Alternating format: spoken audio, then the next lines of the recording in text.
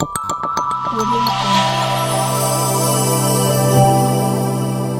Jungle. السلام علیکم دوستانو، زه همت ویلا سالار او تاسو ګورئ پښتو نیوز. نن درته ډېر یو مهم خبر راوړو. ایران ویلي که څوک پر موږ باندې حمله وکړي نو موږ به هم چپ نه پاتې کیږو. ایران ویلي موږ نه غواړو چې جنگ وکړو، خو که چا موږ ته تاوان راوړو نو موږ به هم جواب ورکړو. دا خبره د ایران مشرانو کړې ده. دا خبرې امریکا، اسرائیل او د هغوی ملګرو ته شوې دي. ایران وایي که څوک زموږ وطن ته خطر جوړیږي نو موږ به هم ورته تیار یو. خلک وایي چې دا خبرداری دی نه جنگ، خو بیا هم خلک اندېښمن دي چې حالات خراب نشي.